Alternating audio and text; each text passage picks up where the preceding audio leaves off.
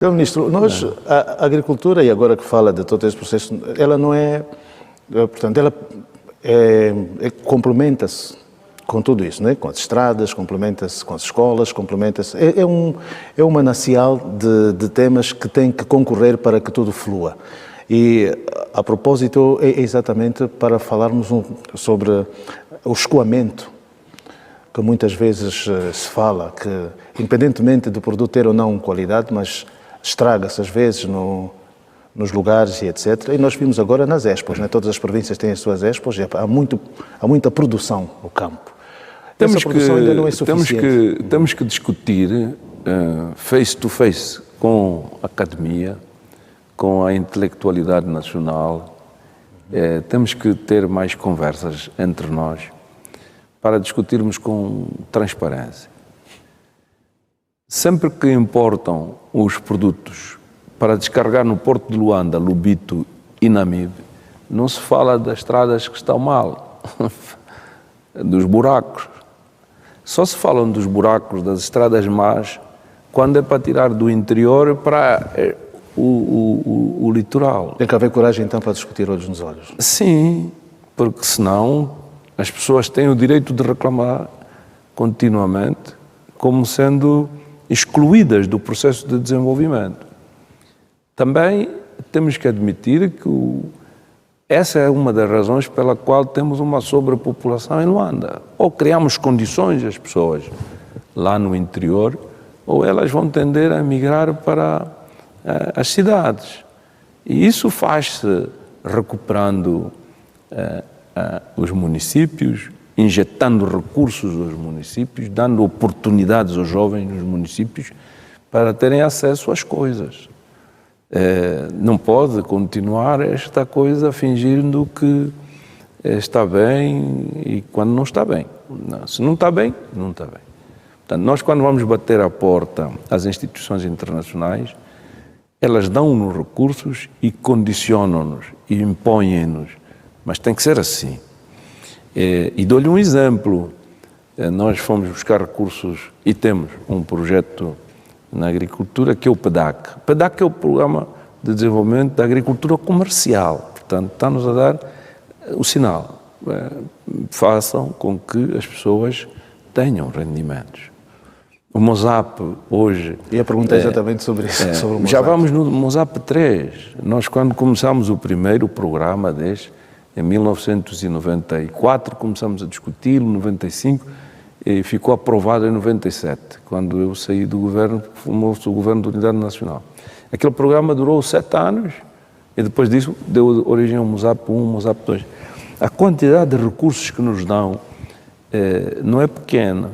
Faz favor, pode. E nesses programas, posso lhe dizer que o PEDAC, por exemplo, foi avaliado em 152 milhões e 400 mil dólares. Neste momento, nós já injetamos 76 milhões e 200 mil dólares ao setor privado, ao setor empresarial jovem. E como é que isso é feito? O PEDAC pode ir ajudar os jovens a elaborar o seu plano de negócios, a identificar o banco com quem ele deve trabalhar para fazer a recuperação da fazenda, para instalar uma nova fazenda. Com a Agência Francesa de Desenvolvimento, temos um outro projeto que é para a recuperação do café, particularmente os da Gabela, os ambuins, e já estamos a ter algum resultado. Não é pouco dinheiro, ainda assim. Portanto, nós, com esses projetos e apoio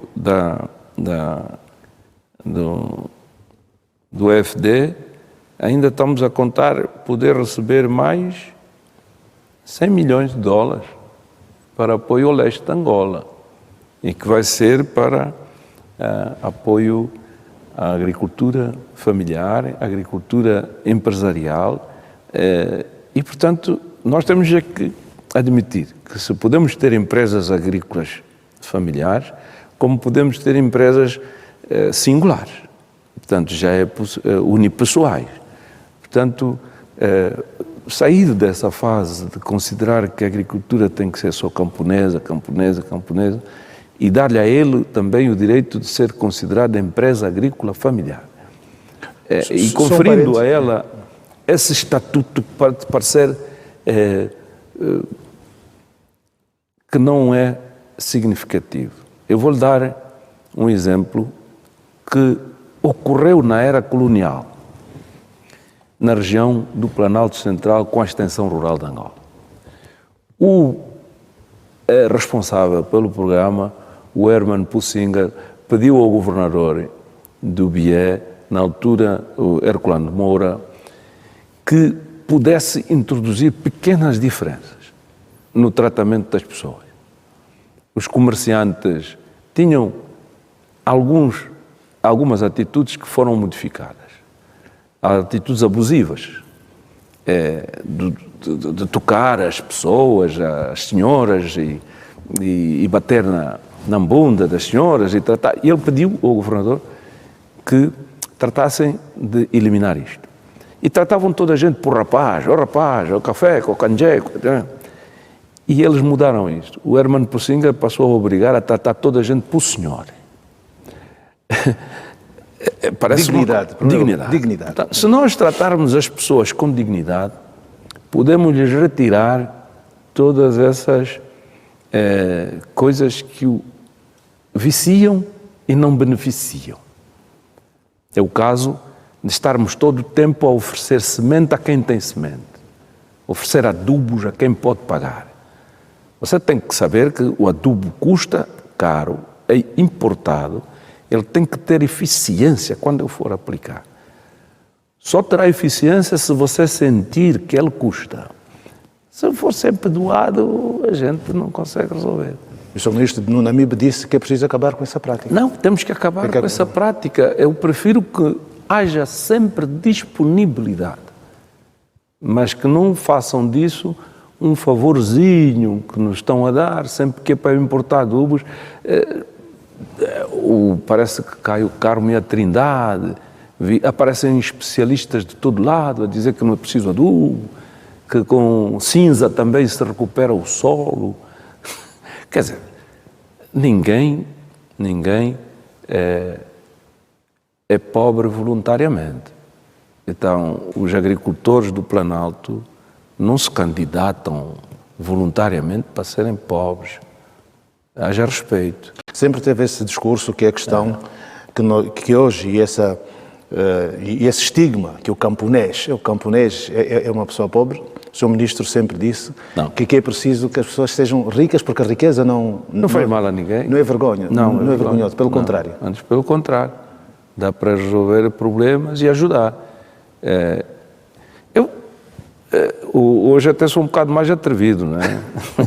Mais atrevido do que isto. Portanto, estamos a receber apoios externos, temos do FIDA, do BAD, do JICA, que é japonesa, também por leste, estamos a fazer sementes melhoradas de arroz, e o arroz entrou também no cardápio das nossas obrigações, para ver se nós conseguimos atingir também níveis interessantes de produção de arroz em várias regiões do país, particularmente naquela que são a bacia do Kwanza e desde cá de baixo de um pulo, na areia, Camacupa, e subindo Luquembo, Coabanzoge, Quirima, Saltare, e vamos andando até lá em cima, em Lundas, para ver se alargamos a base de produção de arroz. Vamos ter que introduzir sistemas de melhoramento da colheita. Não faz sentido que a gente não opte por isso. Então, recentemente estivemos no Japão, no TICAD, e também acabamos por sair de lá entusiasmados, porque o Japão, naturalmente, que faz uma agricultura à dimensão do seu território e desenvolve equipamentos também com essa capacidade. A Índia fez um progresso extraordinário. Estivemos lá com o seu presidente e também dispõe-se a ajudar-nos de todas as maneiras. Precisamos internamente que o setor financeiro se abra e que perca o medo de confiar em nós. Aqui essa situação do arroz até 2017 ou 18, salvo erro, havia produção na Fazenda Longa. Sei que em Sansa Pombo, por exemplo, eu inclusive visitei, havia lá um grande projeto também, mas já estava, não sei se em descontinuidade ou se havia falta de interesse, mas havia já sim algumas, inclusive já ensacavam, já se vendia, não é? Não sei como é que está a ser agora visto com os empresários que lá estavam lá. Bom, algumas dessas unidades que foram construídas pelo Estado para animar, para animar, e o propósito foi fundamentalmente esse. O Estado fez aquelas unidades grandes ali para o setor empresarial vir atrás. Perdemos muito tempo para ver se privatizávamos, para ver se eles se lançavam. Alguns tentaram, mas depois as exigências que o próprio estava a apresentar, eles não conseguiram acompanhar. Portanto, algumas destas estamos a retornar e estamos a encontrar parcerias para pô-las a funcionar normalmente. Já dizia alguém, um filósofo, não se pode ter medo de falhar. Podemos errar, devemos errar muitas vezes para corrigir. Quem não erra nada não sabe se falhou alguém ali. Portanto, aquilo não deu certo, vamos persistir, vamos andar, vamos fazer mais. Se nós não fizermos, a coisa não vai. Portanto, o arroz está aí a entrar agora no cardápio, estamos a fazer a recuperação do Luinga e vamos pôr ali à disposição mais 17 mil hectares com água. É uma coisa interessante. Digamos, todo aquele planalto da Camabatela, pegamos naquilo. Tem uma cooperativa de produtores, não tem estrutura suficiente. Angola é isso, é aquilo que temos. Vamos arriscar, vamos experimentar. Não vamos atirá-los ao fogo e deixar com que eles andem sozinhos. Não, vamos ajudar. Felizmente tem havido também o quesito formação, que não é só pensar que a agricultura é ir ao campo, mas sobretudo a estrutura executiva que possa ter estratégias, planos. O Sr. Presidente autorizou-nos a trabalharmos no sentido de formarmos ou criarmos mais um instituto, que vai ser na Kizanga, Instituto Superior Agrário da Kizanga. Nós queremos um centro de formação e treinamento. Estamos a fazer um levantamento das escolas, como sabe, no âmbito daquela que foi o Angola Gate. Nós ganhamos na recuperação 3 centros de formação, aqui na Kibala, o outro na Lunda e um terceiro. Esses centros de formação intermédia. Para além desses, temos 16 institutos médio-agrários. Também fomos autorizados a reabilitar a Xianga, o Santo Antônio, o Instituto de Investigação Agronómica e Veterinária. Neste momento também estou a fazer o levantamento das estações zootécnicas, da Umpata, da Caraculo. É uma pena, ficou completamente tudo destruído por causa dos déficits orçamentais.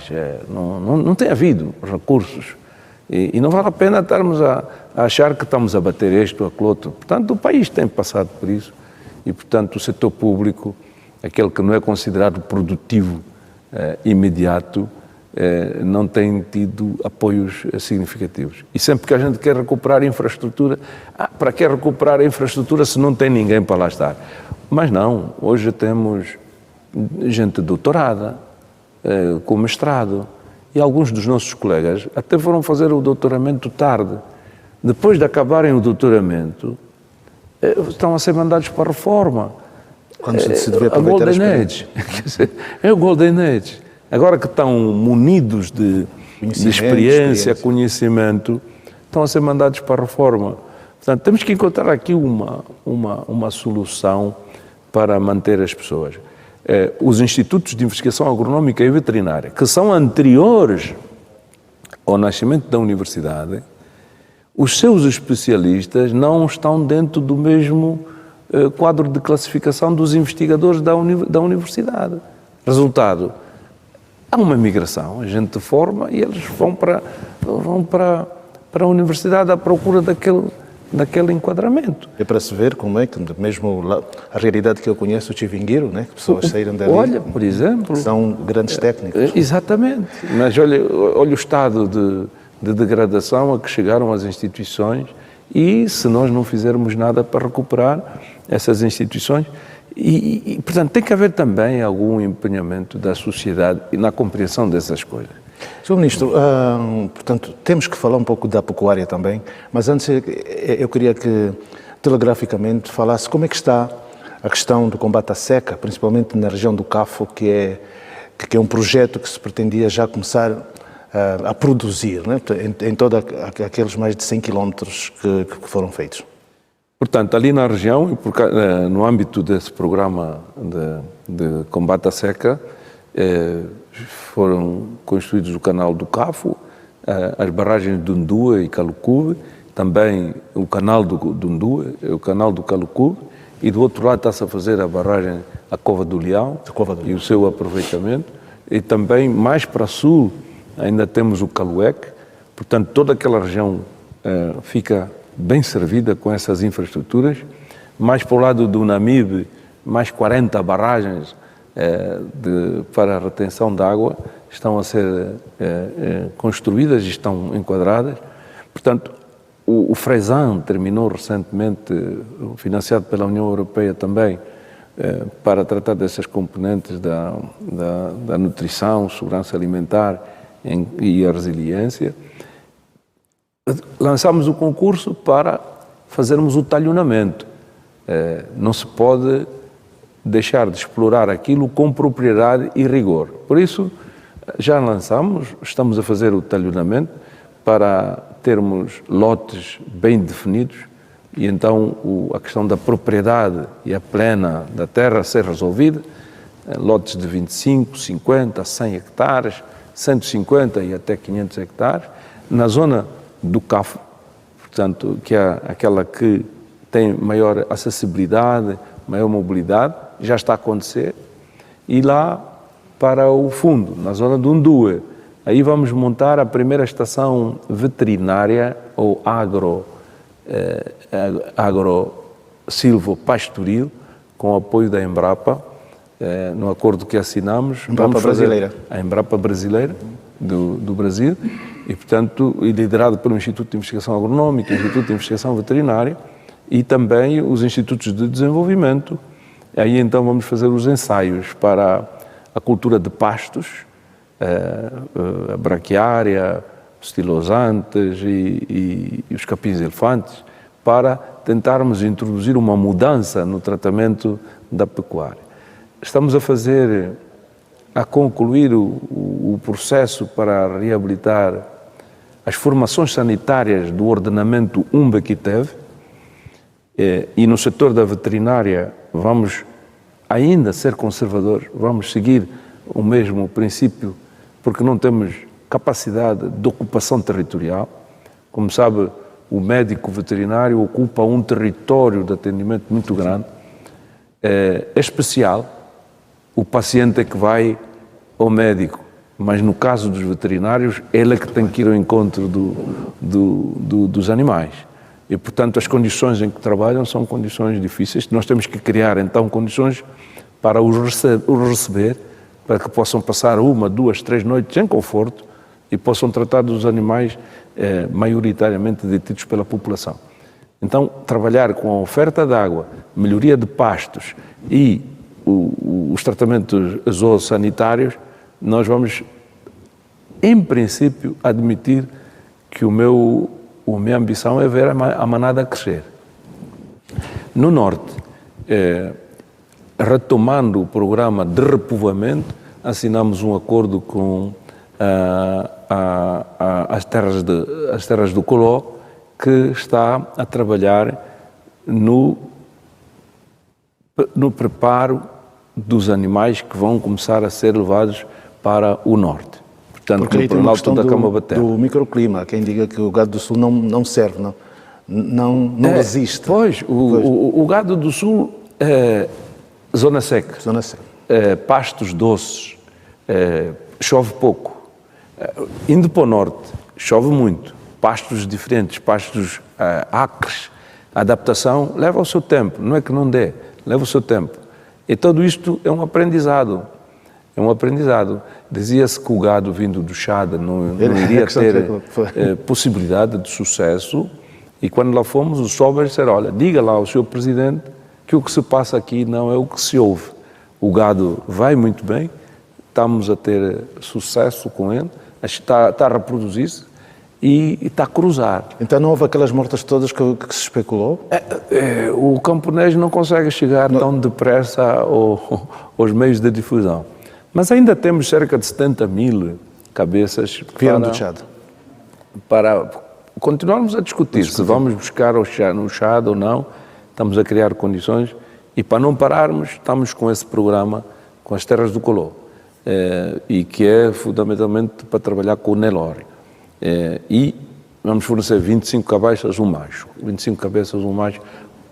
Também fomos orientados para trabalharmos na perspectiva da embrionagem.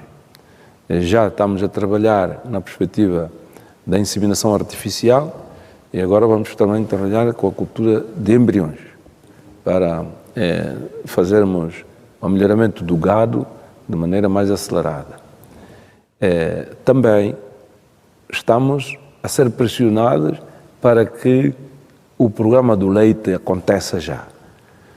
Então, é tudo uma pressão. Leite é para já. Só que o leite para já requer treinamento, requer construção de currais, requer construção de vacarias, requer uma adequação.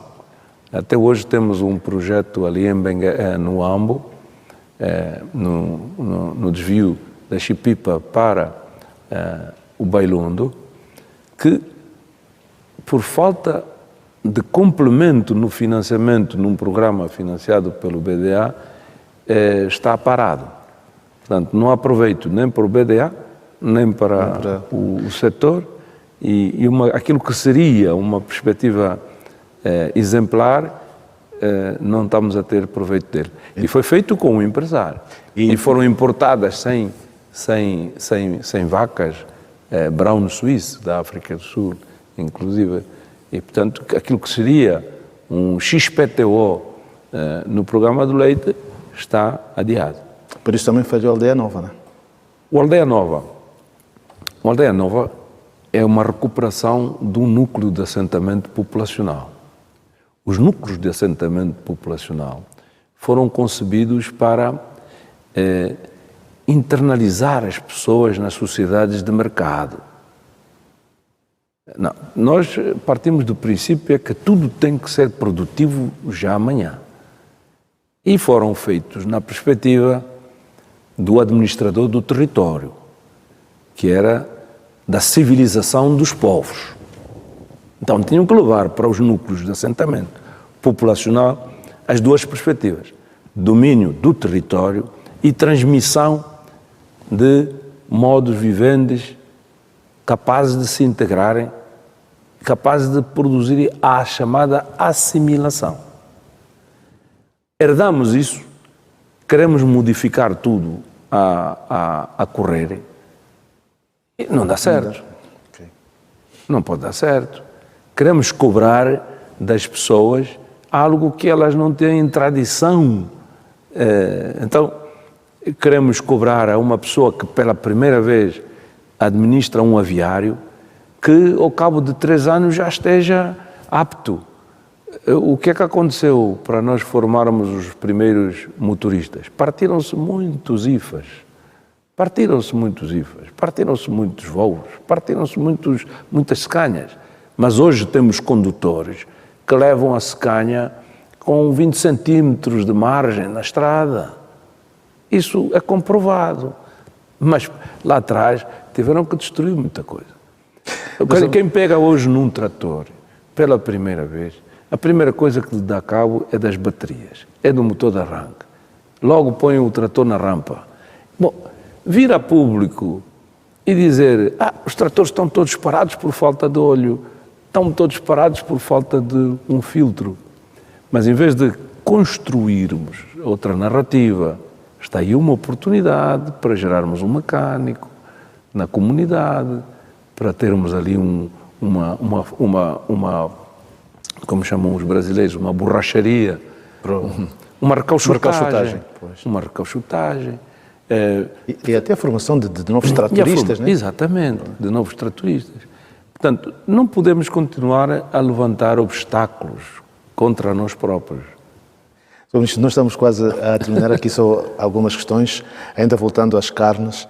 Diz-se que já há, pelo menos enquanto matadores, Angola já está mais ou menos avançada na distribuição de carnes para o país, e também houve aquela polémica que foi gerada quando foram proibidas aquelas importações de pedaços de frango. Portanto, na sua opinião, é inconcebível que se importasse aqueles produtos, aqueles do frango, e se de facto já há produção de carne em Angola para começar a pensar na autossuficiência?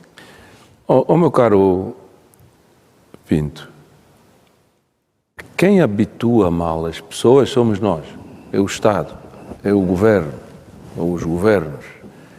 Quem se intimida com o povo é o próprio governo, por ordem de alguém. Mas o capitalismo é uma coisa que não fui eu que o trouxe, e a mentalidade do capitalismo não sou eu que a tenho que acabar sozinho. Portanto, já ontem a minha mulher mostrava-me uma imagem de uma jovem a reclamar: olha o que é que está a acontecer connosco, até o óleo, já estão a meter o óleo de alimentar em saquitos plásticos de menos de 200 gramas. Eu não digo que isto não possa ser feito, mas temos que admitir que não foi para isso que nós lutamos. Não foi para isso que este país se propôs ter independência. Produzir frango é uma coisa simples. Pode-se produzir frango em 35 dias. Em 35 dias o frango tem que ter 1.200 gramas. Eu trabalhei na Quissala com o Dr. Caprego, sob mando do Dr. Joaquim Russo, e com assistência cubana, naquele tempo de guerra, e produzíamos o frango lá, recebíamos o pinto do dia. Nós importámos vacas Brown de Suíça para o Ambo, usando o Boeing 707. E também trouxemos Holstein de barco de Portugal para o Sul. Portanto, vender a sobra no processo industrial para Angola é humilhante, sim. É deplorável, sim. Deve ser proibido absolutamente. Nós não proibimos, entretanto, que nos mandassem o frango inteiro. Não está escrito que o Ministro da Agricultura se tenha oposto. Não, sempre dissemos, não, manda o frango inteiro. E esse trabalho da oficinação pode ser feito cá. Os que querem ganhar dólares a qualquer preço, independentemente de nos amarem, é para que se vão embora, pá, que se vão embora. Já é tempo de nós não estarmos a humilharmos-nos a esse ponto. Portanto, têm que nos dizer, vejam que incluem e envolvem embaixadores para nos pressionarem, para termos que ficar com a parte rejeitada.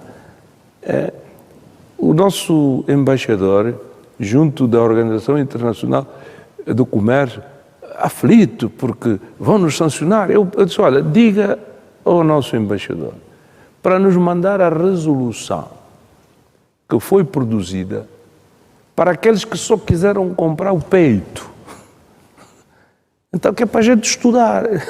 Não é? Se aqueles que só quiseram comprar o peito tiverem sido castigados, a gente vai perceber então o que é que se passa. Agora, de resto, o rejeitado, aquele rejeitado que fique lá e que sirva para outra coisa. Mandem-nos o frango inteiro, não vai ser nada mais caro, ele até pode ser partido entre nós e não nos faz mal nenhum nós trabalharmos um pouco, não é? Não nos faz mal nenhum trabalharmos um pouco. E aproveitando aqui a coisa, porque estamos a falar agora e estamos a discutir a questão da Estratégia Nacional de Nutrição e Alimentação, nós temos outras fontes de proteína. Podem não ser admitidas nos centros urbanos, mas elas são usadas no meio rural.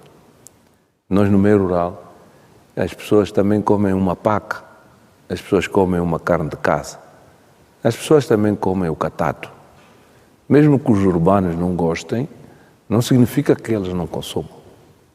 Os urbanos podem não gostar, mas não significa que não se coma aquele peixinho pequeno, a tuqueia. Não significa que não se coma uma boa goropa. Não significa que alguém tenha descoberto que o melhor peixe é o carapau e a sardinha, que toda a gente tem que comer carapau e sardinha. Não é verdade. Não é assim. Então, trazer estes complexos para a mesa, para depois nos condicionar, chegou ao ponto de até tripa. Querem que a gente importar tripa. E naquele período, só naquele período foram transferidos para o estrangeiro 60 milhões de dólares. Num país que tem carências de todo tipo, não consegue ter uma escola arrumada, faltam carteiras. Portanto, isto não é feito apenas porque queremos fazer. Portanto, se não provocarem, a gente até passa despercebido. Agora, eu em Portugal como perna de galinha naquele caldo que eles fazem lá. Bom, quando você começa a comer isso, tem que admitir que você já está mal. Já está mal. Bem, estamos mesmo no fim. Não é assim. Portanto, aqui a gente pode até aceitar comer a pata da galinha em casa, limpa em casa. Se você já está a comer aquilo em Portugal, o teu almoço ou o jantar já é só aquele caldo, mano, volta. Aqui vamos oferecer melhor. Nós teríamos aqui muito tempo, ainda faltou falar das florestas, porque ficamos aqui e agora que fala de falta de carteiras era exatamente para ver esse aproveitamento, mas teremos certamente outra oportunidade. Uma questão mesmo, essa é para fechar, já estou aqui a ser pressionado. Senhor Ministro, é uma pergunta que eu gosto muito de fazer quando há essa oportunidade. Sim. O conceito Papagro foi um conceito que tinha tudo para andar, que era colocar os camponeses mais ricos e haver uma cadeia até chegar ao comércio. Uma resposta muito rápida. É um programa que se pode ir à busca outra vez ou ele falhou por completo? Eu nunca fecho as portas a perspectivas. Os erros cometem-se, a persistência resolve. Você eliminou o Papagro, não meteu nada, mas em sua substituição fica um vazio. Ficando vazio, o Papagro tem razão. Se você tivesse posto um sucedâneo que fizesse acabar os malefícios do Papagro, o Papagro era esquecido. Assim o Papagro não vai ser esquecido. O Papagro, vamos chamar-o de Mamagro já. Mas já tivemos outros exemplos. Tivemos comercialização no campo, comércio rural permanente. Vamos inventando coisas para rapidamente fingirmos que darmos uma solução ao problema quando não damos.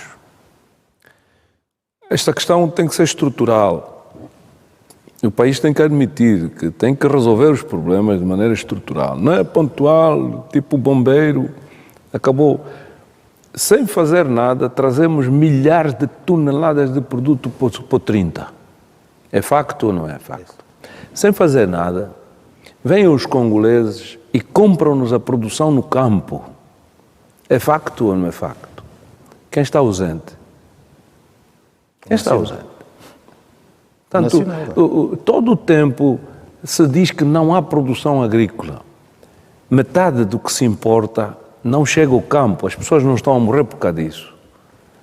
Mas foi só o Presidente usar o termo de relatividade sobre a fome e toda a gente lhe caiu em cima, uma grande parte de pessoas lhe caíram em cima, sem dar a oportunidade ao homem de se defender para nada. Portanto, temos que estabelecer aqui a análise centros urbanos, área rural, centros urbanos, área rural, direitos admitidos e direitos adquiridos, e o que é que podemos complementar uns aos outros sem nos transformarmos em adversários. Portanto, precisamos de um sistema de comercialização assente em fundamentos nativos, nacionais, onde haja troca recíproca de ganhos e benefícios. Precisamos de uma reserva estratégica nacional, não de produtos importados, mas construída e feita com os empresários, com as empresas agrícolas, em que o camponês não pode ser tratado por camponês. Se ele só tem uma quinda de arroz naquele dia, só tem uma quinda de milho naquele dia, ou de feijão, ele tem que ter um sítio onde ele possa vender aquilo. Não existe. O nosso Mamadou está aí, está bem-vindo, está a nos ajudar a termos como é que se chama? A janela aberta, mas não resolve o nosso problema. Ele está a conseguir levar para lá bens industriais, bens ultraprocessados, mas não está a conseguir comprar o que temos lá. Portanto, a loja do Mamadou não está a resolver o problema, mas eles estão em todo lado. Estão em todo lado.